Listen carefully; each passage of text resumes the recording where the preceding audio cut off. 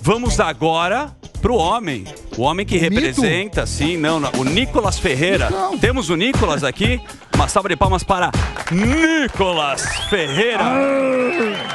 O deputado... Fala, garoto. Boa tarde, Daniel. Boa tarde, pessoal. Que prazer ter você aqui e quero te parabenizar. Não igual o Datena fez, porque depois ele te parabenizou, depois ele se arrependeu, né? Ele deu Bipolar.com. Mas é muito se bacana. arrependeu de uma forma muito conveniente, né? Mas é muito bacana o que você tem feito aí. A gente acompanha seu trabalho em rede social. Acho que você engaja aí uma juventude, até as pessoas que querem, você democratiza o assunto da política e é muito bacana. E você está aqui hoje para sempre resolver uma treta. Já tem mais você está com muita treta aqui. O que está rolando de um processo? Parece que é isso. Está sendo processado? Do ministro? A gente vai falar primeiro do ministro? Primeiro do ministro? Então vamos primeiro do ministro. Então vamos lá, pode puxar. Fala, Nicolas, beleza? Como está aí? Tudo bem? Fala, Morgado. Prazer aí receber você mais uma vez aqui no programa. A gente queria falar a respeito disso mesmo. O ministro aí, de toda essa treta que todo mundo sabe do 8 de janeiro, né? E primeiro que o que eu levantei aqui, falei que talvez iam falar, mas já foi dito que a galera do GSI era a turma de bolsonarista que não pôde ser trocada.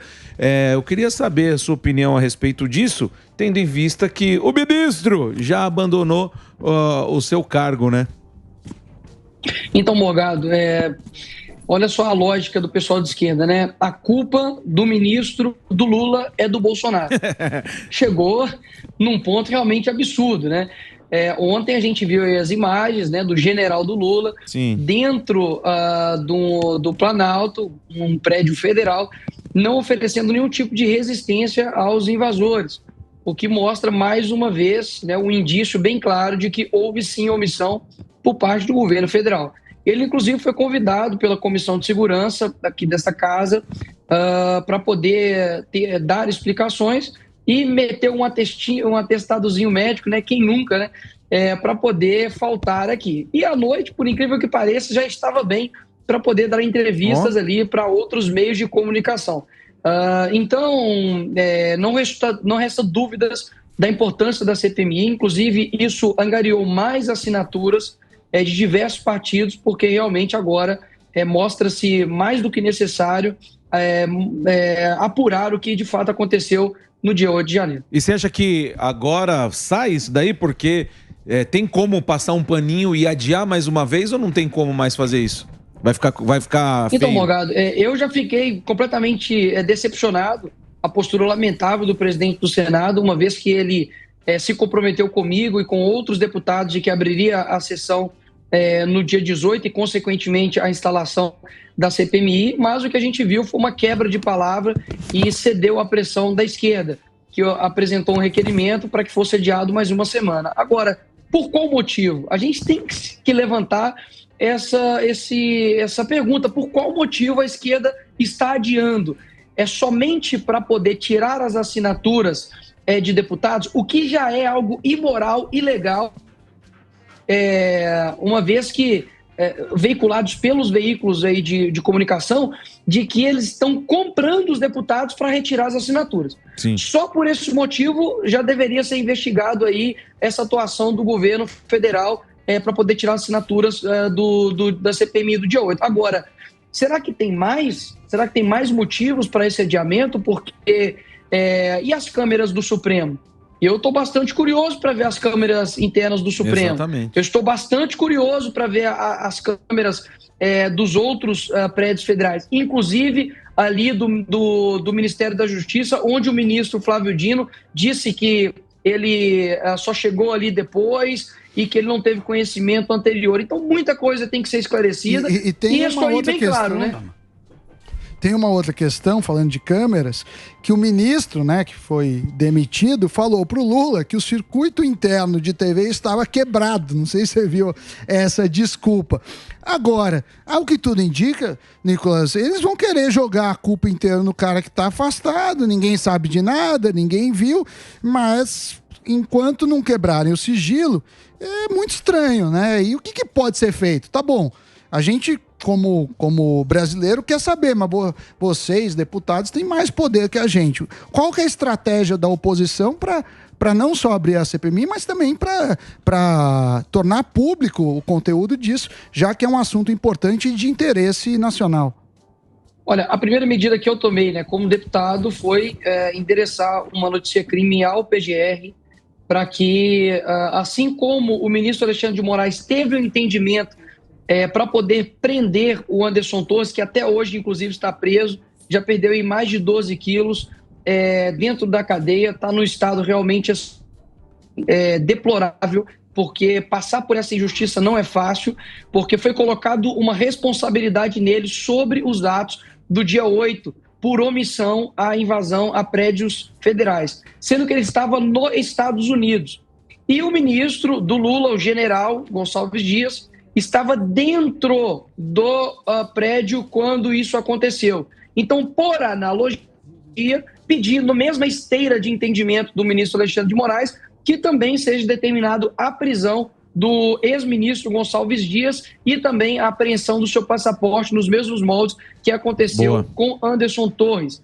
Então a gente fez isso, foi ideia também de outros parlamentares, eu uni forças com outros parlamentares e endereçamos isso à PGR, inclusive não somente com deputados federais, mas também com senadores. Então esse foi o primeiro a medida que nós tomamos. E agora a gente realmente está articulando, conversando para a composição dessa CPMI não ser uma composição onde a esquerda tome o protagonismo, como, por exemplo, ter a presidência ou ter o relator.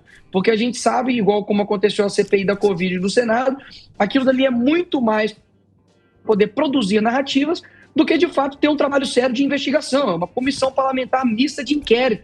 Ou seja, ali você precisa investigar e não somente ficar ali numa posição de lacração ou de debates infundados e de ad eterno para poder fazer jogo político. Então, a gente está trabalhando para que a composição dessa CPMI seja uma composição séria e não compostas ali por maioria de esquerda. Boa. Nicolas, a gente vai fazer um break rapidinho, mas obviamente que é para quem está assistindo a gente aqui. Continua com o nosso Nicolas, daqui a pouco tem Eduardo Bolsonaro. É um break para o rádio, né, Dedê? Então vamos fazer um break. Reginaldão, pode soltar aqui o break. Nicolas, deixa eu fazer uma pergunta para você, que é mais fácil a gente tem que fazer o seguinte, a gente tem que ler a notícia e você responde, igual no Twitter agora, pra gente não embananar essa história aqui, que tem a história da multa, que a Paulinha até me falou.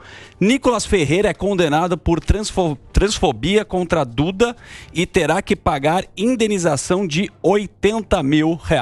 Que história é essa, bicho? Olha, quando eu ganhei para vereador, uma repórter me fez uma pergunta dizendo como eu iria chamá-lo. E eu disse, olha, eu irei chamá-lo de ele ou dele, porque é assim que está em sua certidão de nascimento. Essa foi a minha resposta. Ele entrou com um processo civil, está na primeira instância, irei recorrer. E, inclusive, o deputado aí pediu, tem que falar deputado, né? Eu não sei o que mais eu falo, mas enfim... pediu 30 mil e o juiz colocou uma sentença de 80 mil. Ou seja, hoje, infelizmente, a gente vê realmente um ativismo judicial onde um parlamentar ele é obrigado a chamar uma outra pessoa daquilo que ela deseja. E isso é muito perigoso. Você não precisa ser de direita, ser conservador, ser Bolsonaro para poder concordar comigo. Basta compreender que a realidade é uma só e você tem o direito de sentir o que você quiser. Repito, você que é transexual, homossexual, é bi, não binário, é pansexual e qualquer outra coisa, você pode sentir do jeito que você quiser e eu defendo isso. Agora, o que não dá é você impor esse desejo a outros. Sim. Porque você pode se sentir um abajur, bota uma lâmpada na sua boca e pede para as pessoas te respeitarem como abajur. Isso já ultrapassa do seu limite. Tira muito do contexto. Mas sabe o que eu acho legal? Até o Morgado, quando eu estava aqui, e da história da peruca. Quando você colocou a peruca, entra fora do contexto e as pessoas não entendem a mensagem. A gente pode questionar muitas coisas aqui. Falar, putz, você viajou, não precisava ter colocado, exagerou, você quis engajamento. Mas acho legal para quem está acompanhando a gente e às vezes fica distorcido isso daqui. Qual foi a mensagem que você quis passar e as pessoas também não chegou em todo mundo isso daí? Olha, eu acho que a maioria das pessoas compreenderam, mas repassando aqui mais uma vez. Assim como eu poderia ter utilizado uma máscara para poder falar dos médicos, utilizar uma algema para poder falar da segurança pública, eu utilizei a peruca para poder elucidar o meu exemplo. E o que se faz é correto e com razão agora. No meu discurso eu disse, olha, se você não concorda com eles, você é taxado de transfóbico, homofóbico, preconceituoso. Então, ou você aceita o que eles estão dizendo, ou se não, você é tudo isso. Ou seja, isso não é uma aceitação, isso é uma busca por imposição. Então, o meu discurso se faz presente e no fim das contas, eu tenho razão ali no meu discurso. Então, a peruca foi para poder, de fato, elucidar. E este caso que aconteceu agora com o Duda aí é mais uma prova de que as pessoas estão sendo proibidas de falar a verdade. Eu tenho que ser obrigado agora, então, a falar que a grama é azul, que a grama é vermelha. Caso contrário, se eu falar que a grama é verde, alguém vai me processar. Olha o lastro que a gente abre para todas as coisas da nossa vida. E eu sei que por eu ser combativo, Daniel e telespectadores, que eu vou tomar mais pancada, é óbvio. Sim. Mas eu sacrifico talvez aí o meu dinheiro que eu tenho que pagar para poder lutar pela verdade. E não vai ser dinheiro, não vai ser indenização que vai me impedir de ter a minha liberdade de expressão, horas. Eles estão caladinhos, Daniel, certo, com relação ao vídeo do Lula, que disse que banheiro unissex só pode ser invenção de Satanás. Sim. Então, na verdade, eles não estão lutando contra a transfobia. Eles estão lutando contra um discurso legítimo. Porque quando é com Lula, eles passam pano. Até do Lula, cara, a gente viu agora recente essa história aí do videogame, que muita gente mudou de ideia, né, cara? Sim. Muita gente que defendeu. O que você acha que estão deixando o Lula solto pra falar, ele mesmo tá se atrapalhando? Teve a história do videogame, o jogo da China, que ele conhece, assiste televisão, a frase infeliz agora. Do parafuso, não tem parafuso a menos, pô. Desajuste de parafuso. Estamos de volta com um assunto que são as falas do Lula, que ele fala da guerra, uma hora ele fala do videogame, e o Nicolas é um cara que também ele consegue, né, explicar e contextualizar esse tipo de assunto. O que você está achando das falas do Lula e o que a turma está se arrependendo também? Nenhuma surpresa para quem dizia das mulheres do não sei o que duro, que falava que Pelotas é a capital, né, exportadora de viado. Então, assim, eles votaram no Lula sabendo quem ele era. Agora, é engraçado a indignação seletiva. Exato. Porque requeriam isso do Bolsonaro, de liturgia do cargo. O presidente não pode falar declarações que possam, por exemplo, gerar instabilidade global. Olha as declarações do Lula com relação à guerra da Ucrânia, colocando a culpa nos Estados Unidos, ao mesmo tempo estando ali na China e mentindo a respeito de coisas pequenas, mas que mostra, mais uma vez, que ele é um mentiroso feroz, é um mentiroso contumaz. Então, assim, com relação, por exemplo, aos videogames, é uma fala que, inclusive, a vontade que dá é de mandar o pessoalzinho dos gamers aí, que mandou fazer o L, agora mandar fazer o L também.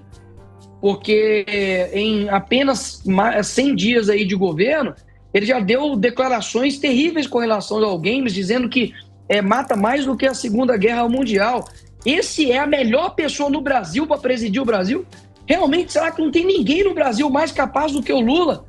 Então, assim, agora é hora realmente da gente ver o peso que é de um voto mal dado. Mas, ô Nicolas, a gente vê muita gente aqui que fez o L, como você disse, aqui fora, né, do Congresso, da política, já arrependido. Aí no Congresso tem pessoas que são arrependidas disso aí? Tão consternadas com essas falas do Lula? Tá reverberando aí também no Congresso?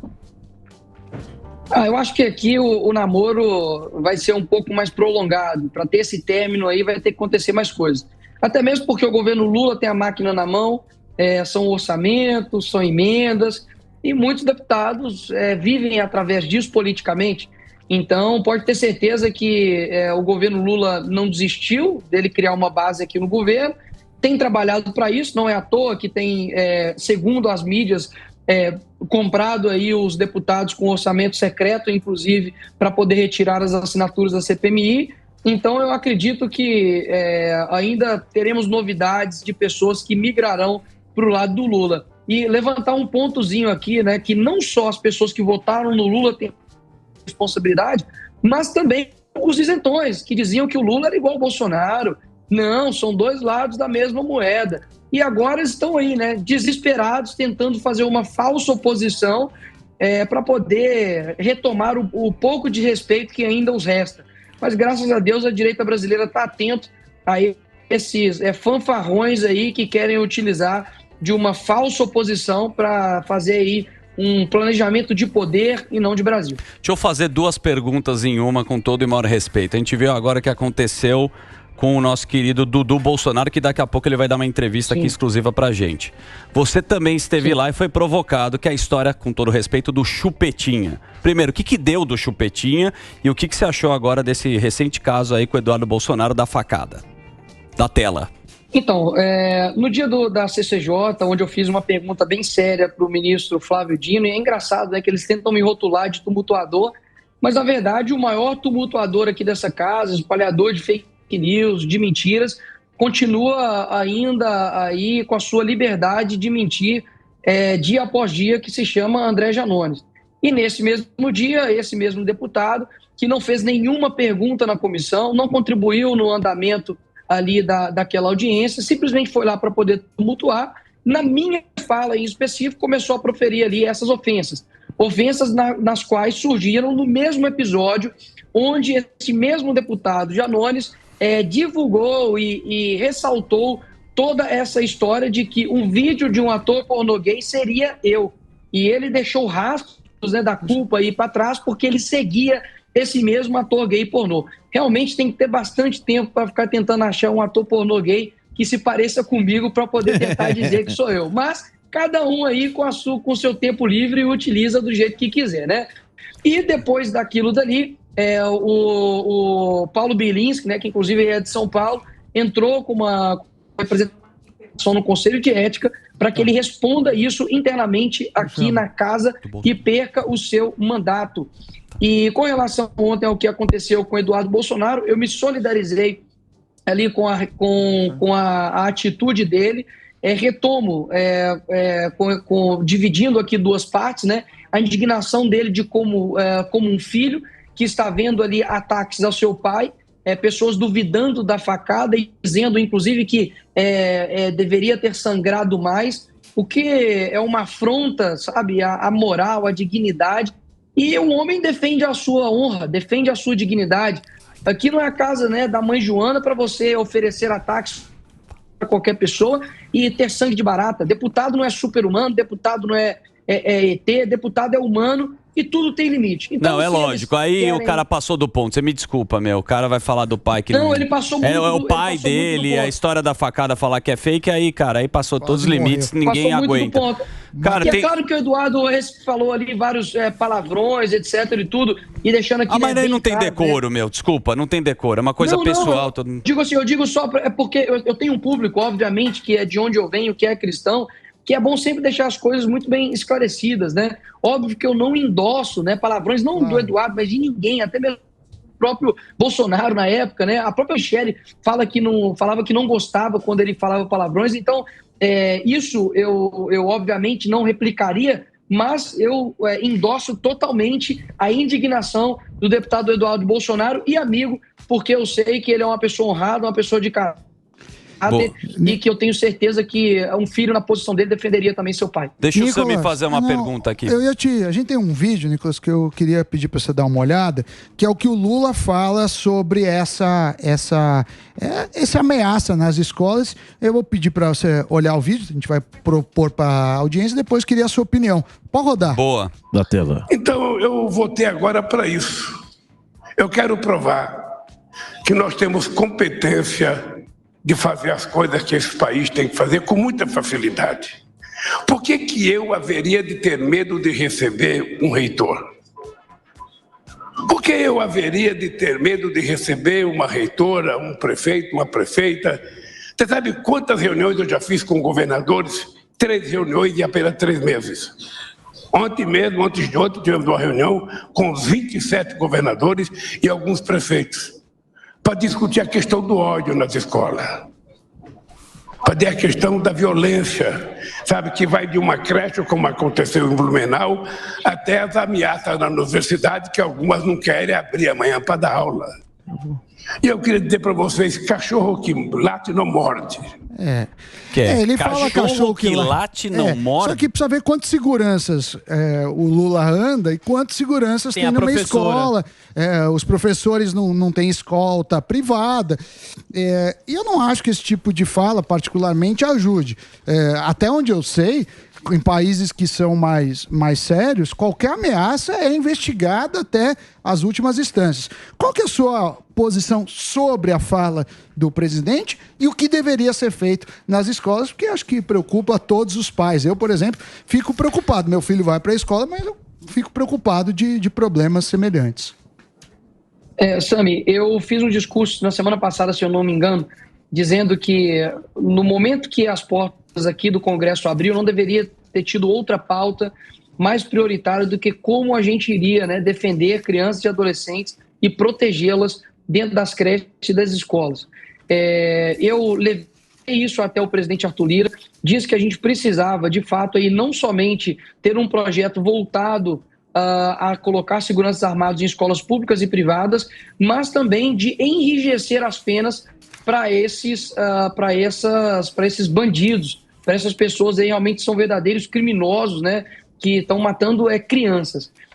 A resposta foi que a gente precisa realmente ser colocado isso adiante, mas que realmente demora, tem todo um processo legislativo, mas eu não deixei de tentar, né? Falei ali na tribuna que é o meu papel, pedir urgência, inclusive no PL que colocava seguranças armados nas escolas, mas eu quero dizer que além, né, dessa tentativa que eu fiz, eu chamo a atenção para um outro ponto. A esquerda está tentando mudar a narrativa desses ataques para poder colocar tudo na conta da direita, como se esse ódio que está acontecendo agora, de que não dá para saber de onde provém todas essas ideias, se tem uma rede de pessoas planejando tudo isso, então não dá para saber de fato o que seja, mas eles já estão colocando na conta da direita, do Bolsonaro, dos ódios que foram propagados durante esses 4 anos, querendo realmente fazer caixão de criança como palanque político. Isso é de uma canalice, de uma falta de caráter gigantesca. Então precisa de seriedade para poder tratar sobre esse assunto. Acredito que a gente precisa sim investigar. Eu inclusive acionei a Polícia Federal de diversos perfis que estavam ali se comunicando com esses possíveis criminosos, adolescentes que estão fazendo isso nas escolas. Então não é momento para poder fazer propaganda política, mas sim resolver o problema de maneira séria. Esse que está sendo o meu papel, esse que está sendo a minha atuação aqui como parlamentar. O Morgadão tem uma questão? Não, eu queria voltar nesse caso aí do 8 de janeiro, porque teve mais gente que aderiu. Eu queria saber se você tem informações se tem gente querendo tirar, porque essa era a maior preocupação das nossas assinaturas. Parece que mais de 20 aderiram à CPMI. Você tem informação se alguém está querendo sair? Não, eu conversei com o André Fernandes, né, que inclusive tem aí a relação disso. Sim. Ele disse que ninguém tirou, pelo contrário, deputados colocaram. E assim, tá bom, eles agora, a esquerda quer compor a comissão e vai trabalhar em prol disso. Mas saiu muito caro, né? Porque os deputados que eles compraram para poder tirar aí assinaturas, o acordo vai ter que ser cumprido com eles, né? Então saiu bem caro aí essa tentativa de retirar as assinaturas para a CPMI do dia 8. Estou confiante que semana que vem saia, não acredito que há mais espaço para protelar isso, para poder adiar, porque realmente com o vídeo de ontem realmente sepulta qualquer tipo de narrativa de que não precisa esclarecer as coisas. Acredito, inclusive, que é a primeira vez na história, né, como eu disse, que os acusados, as pessoas que estão presas, eu estive na Papuda e também na Colmeia, essas pessoas estão pedindo investigação e as pessoas que estão acusando eles não querem investigação. Isso é, no mínimo, muito estranho. Agora, para terminar naquele clima gostoso... Léo Dias. Terminar no clima gostoso de descontração, o Nicolas vai casar, que eu tô sabendo. Que é isso, Léo? Não convidou nenhum daqui. Ó, que mulher bonita, parabéns. Não convidou nenhum daqui, mas a pergunta que não quer calar no pânico. Agora o negócio, a pergunta que não quer calar é o seguinte... Vai casar virgem mesmo? Então, eu vou casar Estou muito feliz com isso. Eu acho que é um momento para a gente, poxa, é um momento mais importante, acredito, da vida de um homem. Depois aí a dos filhos, que eu também quero ter bastante filhos aí. Estou muito feliz. Sempre mantive cuidado, né, com a imagem dela. Sei o quanto que a esquerda ela é canalha, ela é sem caráter. Sim. Sei o quanto que eles são sujos. Então sempre mantenho aí a privacidade dela. Obrigado, viu, Pânico, por botar aí a cara dela aí pra mirar. Calma lá. Nicolas, primeiro de tudo. Tô brincando, mas isso aí, não, tá tranquilo, de tudo. A gente quer desejar aqui, de verdade, felicidade para o casamento. Com certeza. Nós temos a experiência do matrimônio aqui. Algumas vezes deram certo, outras vezes deram errado. De casamento, né? A gente tem bons casamentos. Agora, o que você tá fazendo é um papelão. Isso eu preciso falar. Por quê? Porque no TikTok ele tá fazendo os vídeos do Alba, que são aquelas músicas bonitas. Ele no barco. Ele romântico, é o Nicolas. A gente é criticado, casalzinho, mas a gente sempre junto. Casalzinho tudo junto. Mas a gente torce muito pela sua felicidade. E nós faremos aqui a sua despedida de solteiro com o Manões, com o Delari, Dimitri. E vamos reviver as paniquetes aqui. Aí sim, hein? Isso aí. E Renatinha, que eu não posso dar o sobrenome. Nicolas, boa sorte aí. Muito obrigado aí pela entrevista. Boa sorte. E legal que você tá fazendo aí o seu trabalho, cara. Valeu aí, Daniel. Obrigado pessoal aí, toda a bancada aí. Para quem quer acompanhar meu trabalho, tem no Instagram, tem nas outras redes sociais. A gente tem feito um trabalho sério, como eu disse, né? Quem é combativo acaba sendo aí também, toma mais pancada, mas a gente também sabe também da pancada. O país não está pacificado, não estamos no Estado Democrático de Direito, pelo contrário, estamos vivendo muitas arbitrariedades. E se for necessário, sacrifícios para que a liberdade nossa seja atingida, eis-me aqui. Um abração para todos aí. E final de semana, que você está dando muita audiência, a gente quer saber mais da tua vida. Você vai fazer no feriado? Pra onde você vai? Você vai fazer na sexta. Atlético ou Cruzeiro? Ó, cara, obrigado. Então, domingo eu caso, só para falar, né? Domingo eu caso. Então tem. No próximo domingo aí, tenho os meus 10 dias, né, por direito aqui de Nubente, né, na Câmara Federal. Vou poder votar as coisas de forma remota, mas ficarei com certeza bastante off aí das discussões políticas aí. Vamos passar o endereço do buffet depois pra turma colar lá e dar os parabéns pessoalmente. A gente vai mandar o Janones pra levar aliança. Na lua de mel. Ó, tô sabendo que vai o Bolsonaro. Bolsonaro vai ser o pastor. Tá certo. Ele que vai fazer o casamento aí, apesar de não ter convidado a gente. Mas boa sorte aí, garoto. Felicidades. Tá bom? Valeu, Nicolas. Valeu, pessoal. Um forte abraço pra vocês aí. Tamo junto. Grande Nicolas.